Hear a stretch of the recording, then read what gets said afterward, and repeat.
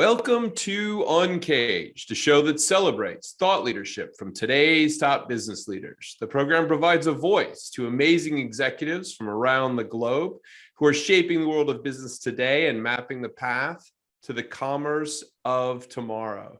Today, we're speaking with Sandra Pham. Hey, Sandra, how are you? Good. How are you, Ben? It's great to have you on the program. I'm really well. I'm excited to talk to you about all the stuff that you're working on.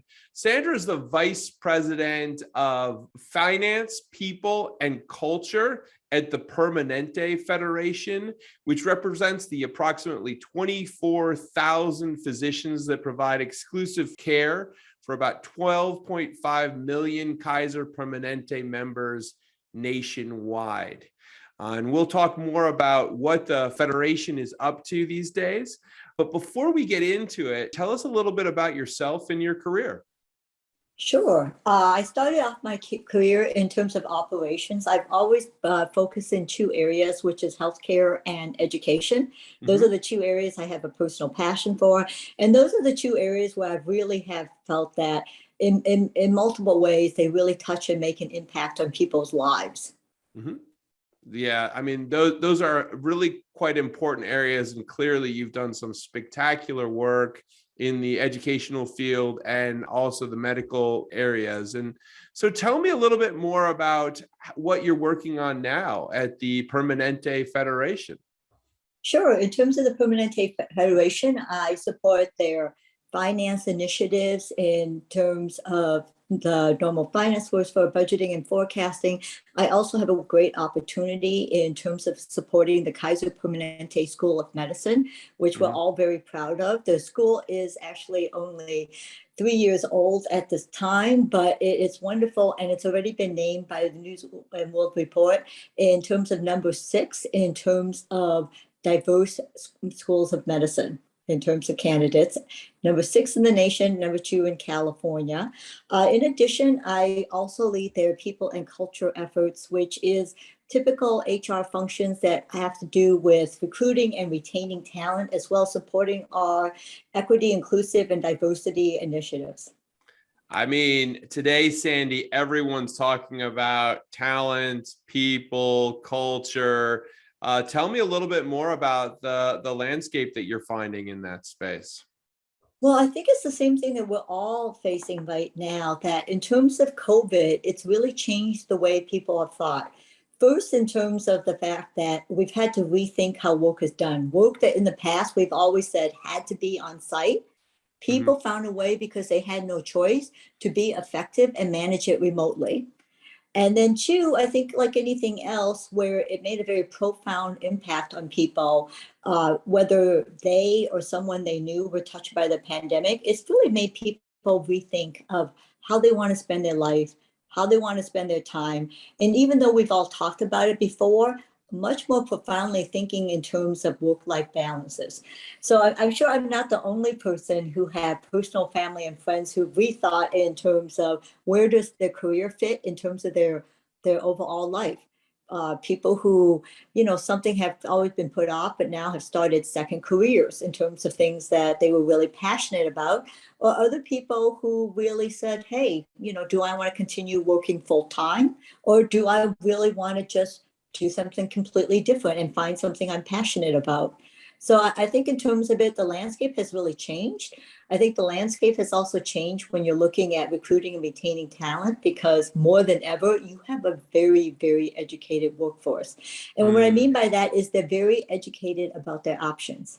They know that there are options for them, and they're also educated in terms of just not assuming certain things, in terms of whether it's, looking at having a hybrid arrangement, or also in the past where people had to consider, do I want to do a 90-minute commute each direction? Yeah. Now it's opened up the world to them in terms of, I'm no longer limited in my job search based on commute time, right? Suddenly it worked out before that, maybe you're in California, but there's a great opportunity in Nebraska. And you don't necessarily need to move to Nebraska, but you can travel there, on a periodic basis. So I think it's really opened up options and opportunities for people. that I think rightfully so, they're very educated about. Yeah, that's a really great point that one, we now are in this situation where there's just a vast amount of information that's available. People are sharing more. And Mhm. so all of the basic components of recruiting and retaining, yeah, you just have to be on top of your game. I mean, it also seems like it requires a lot more customization. How do you manage all of that kind of handling specific people's challenges? It seems almost overwhelming for the organization. Well, I think the first thing is recognizing that you have a very educated workforce and Mm, that you need to address their concerns. And that in terms of it, people are thinking more in terms of managing their careers along with their lives and being able to articulate and not assume that the employees know that one, the employees are happy, that employees will tell you if they're not otherwise. But I think it puts more onus on the organization. I think it puts more onus on managers, good managers, to check in, see yeah, how people are doing, see if they're getting what they need, see if they are growing in their role. And it doesn't necessarily mean a career move or a title change, but are they still interested in what they're doing? Are they yeah. intellectually curious about what they're doing? Are there stretch assignments that they can do? Are they still learning in their Yeah. job? Right. But I think it's not the assumption that I haven't heard from Sandy and she's getting all her work done, so things must be good. Right. Yeah, no, I hear you. I think that the word that pops to mind is kind of a holistic perspective, really, kind of making sure that you're looking at the whole person and kind of making sure that the employment aspect of their lives fits into that self that they're building. But one of the parts of your job is obviously culture. We've lived through this incredible moment, this pandemic. How has that changed culture for the organization, and how do you guys manage that shift? In some ways, it's changed the culture for certain organization in a very good way. And what I mean by that is because everyone's working remotely, a lot of people compensated more in terms of more communication, right? Mm, More communications in terms of larger town halls, more all hands meeting, more frequent check-ins. I think those things are things that, whereas you can always count on seeing each other in the hallways or just, I'll go ahead and mention it to her. There's more planned interaction and communication, which I think would be great to keep regardless of your work situation. I think in other ways, the remote work also has put an onus on the fact that as organizations and as teams, we have to work to make sure that there's still a sense of connectivity. There's a natural sense of connectivity when we see each other around the proverbial water cooler. And yeah, Ben and I can say, wow, we haven't caught up in a long time. Do you want to walk to lunch together? Right? yeah. There's the natural forming of relationships so that Hmm. you and I work together so that the only time we don't, it's not the only time we talk to each other is when we have a problem to solve, right? We have a relationship that we can fall back on so that if something happens, and that seems really strange to me, you know, my first thought is, oh, let me go to Brant. Yeah, He'll explain why this looks so strange. So I think that's the part that in the remote environment, you have to work harder in terms of building the relationships that really build the cohesiveness of a team. And for an individual level, the sticky factor for the employee to their work, their team, or their organization in yeah, terms of that, you know. So I think it does require organizations be more creative. They yeah, do have to think through when they need to be together, when they need to have an offsite. People require travel now because it's very common now during this landscape that when people were working remotely, many people moved. Some yeah. people no longer are close to where they originally worked. So, you have to be more thoughtful about that. But I've seen some very creative things in terms of organization where they plan virtual social events, wine and cheese socials, whatever it may be, chocolate tasting, but whatever it is, just really creating those opportunities where you do nothing except get to know each other and form the relationship and get to know each other as individuals outside of the work of, hey, man, where are we going on that report? Is it coming soon? Yeah, no, I think it's such a great point. I found that during the last couple of years that because you were connecting with people virtually so much more, certainly there were the challenges with not being together in the same kind of physical area. But strangely enough, the positive is that there was almost a level of connection and maybe intimacy that you had with that person because you kind of were in their home, you knew their dog barked at this time, and so you got to know people in some ways better than you might know them if you just knew them in a work environment, a classic work environment. And so recently we had a kind of a company gathering. We actually brought everyone together, and we'd hired probably about 100 people.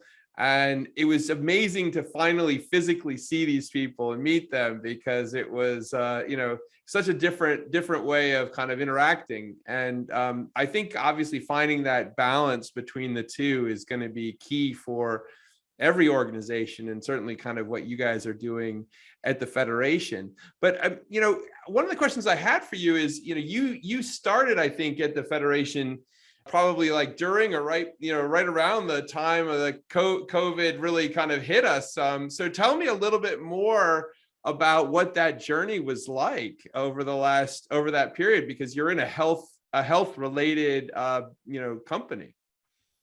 Actually, that's a great point, because I did forget to mention that there are so many of us now who are onboarding during COVID time. So that is a different relationship in order to forming that cohesiveness factor. I think in terms of that's where I think about that journey, and I think about all the new employees we bring on. And even if we are working remotely, when they're going to get their name badge the first time, where they're going to get their computer, I always want to be there. I want to be there so they have someone that they met, and hopefully it's a face they've already met virtually, but someone they met who walks them to every place and just and directs them in terms of it, who's there to pitch questions, who takes them out to lunch on their first day, and just make sure that everything is working before they're sent home and they're by themselves. Because as you know, working remotely, suddenly we're also each other's own IT department, which none of us had experience before, because previously you would show in your workplace and everything was there and it turned on and worked. And if it didn't, somebody came and helped you and you could do something else until it worked. Now, boy, it's your job to make it work, because otherwise you can't do your job. So I think that's a great point. I think the other thing is, it's been intense on the healthcare organization. It's been intense for all of our physicians and clinicians who, you see it and maybe people feel it's overused, but they really are the healthcare heroes. They're the ones who are still showing up for work every day during this last 2 years, when the rest of us were told to stay home for our own safety and others. They're the ones who went where everyone who was sick and displaying symptoms were, right? And that was before vaccinations. That was why it was still a little mysterious. We knew some of the things we can do, like masking and gloving, to keep ourselves safe, but it was still a little bit mysterious in terms of it. They were the ones showing up, front when the line. rest of us stayed home. And it's been intense for them in terms of for our physicians and our clinicians. As you can imagine, there's probably a lot more burnout in terms of that, where people are thinking through. There is a shortage. There is a shortage in terms of physicians and nurses in terms of that. So in addition to working under pandemic conditions, they were also oftentimes working short-staffed. And they needed to, because there was no one else to, right? And that's kind of what they knew. But it was the point where I think as a community, we all really became educated how much healthcare workers were, frontline heroes, just the same way that you and I are used to thinking about, the fire department or the police departments who are rushing in when there are emergencies. So it's tough. I think in terms of it, the healthcare organizations are still dealing with those issues. They're still looking at the next surges. They're still looking at right now, and similar to us, they have also had to think through how work has changed. In terms of very much, there are certain things that you must be there and you must provide care in person. And Yeah. where now you're thinking about the fact that it's very realistic to have virtual care. You know, when can you take care of the patient where it can be as effective without them getting in their car, parking, checking in, and being seen, and it saves them time and it's convenient. And once again, it's also safer for them. Yeah, I mean, I'm all for the virtual care thing. I think it's absolutely brilliant.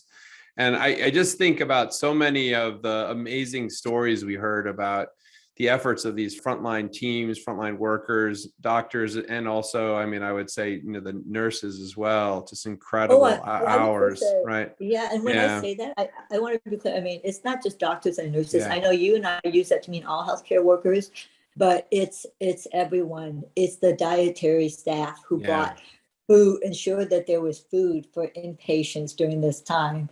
You know, all of the people in environmental services who made sure that things were clean and sanitized. It's everything it took to support everybody on the whole healthcare team.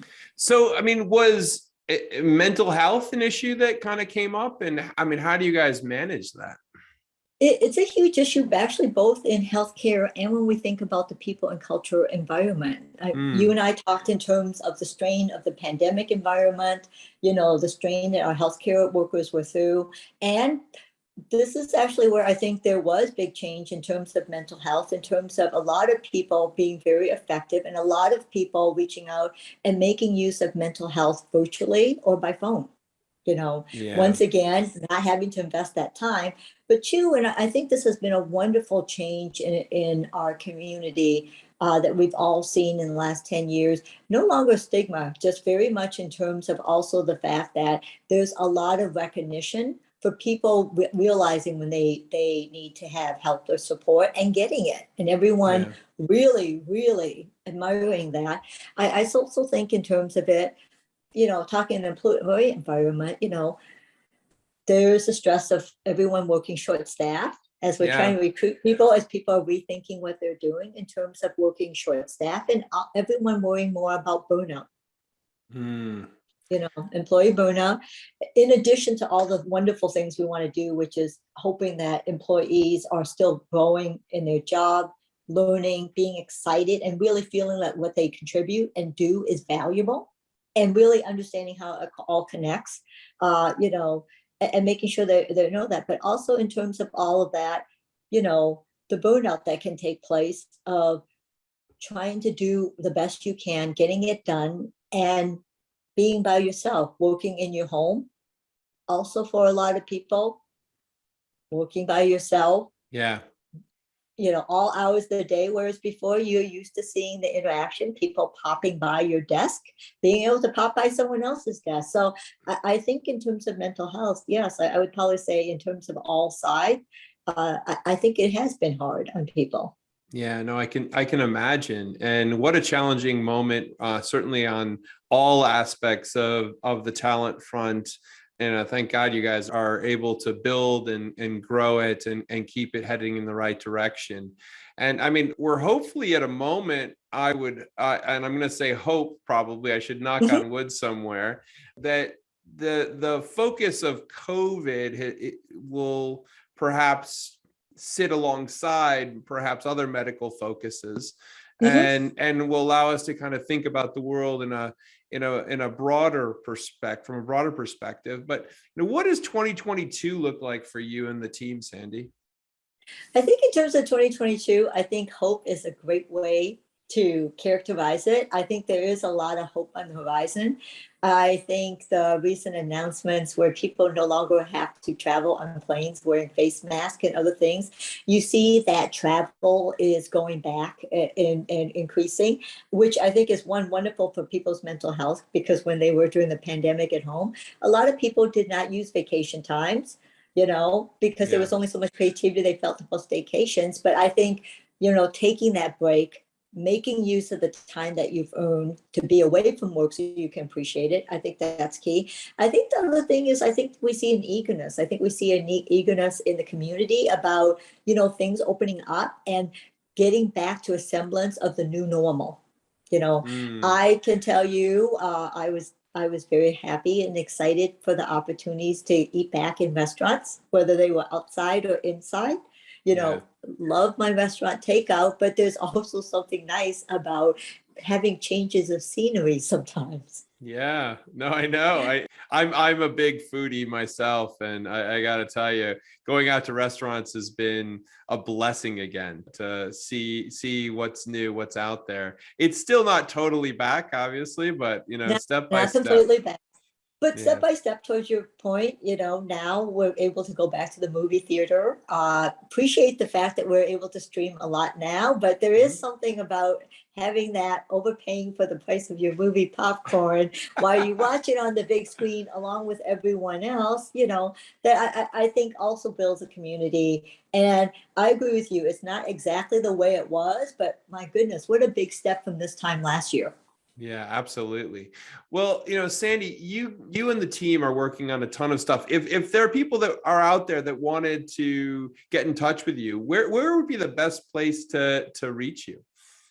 Oh, I would love to get in touch with people in terms of LinkedIn, in terms of what we've talked about, whether it's in terms of EID efforts, in terms of recruiting and retaining talent. Always love to have the conversation. Always appreciate the sharing of good ideas. Because I know a lot of what we're all facing together. And once again, I do think in terms of pandemic, that did emphasize that for everyone. We may have all been isolated, but it was one of the great equalizers that it impacted a lot of people. There was Yeah. nobody who was isolated from that. Yeah. Well, it's been amazing to talk with you today. We've been speaking with Sandra Pham. She's the Vice President of Finance, People, and Culture at the Permanente Federation, which represents the approximately 24,000 physicians that provide exclusive care for 12.5 million Kaiser Permanente members nationwide. We've been talking about the talent challenges and opportunities that we see right now in the space, a development of culture in this new kind of hybrid work world that we find ourselves in. It's been an amazing discussion. Sandy, thank you so much for your time. We look forward to having you back on Uncaged in the future. Great. Thank you so much. Cheers. Cheers.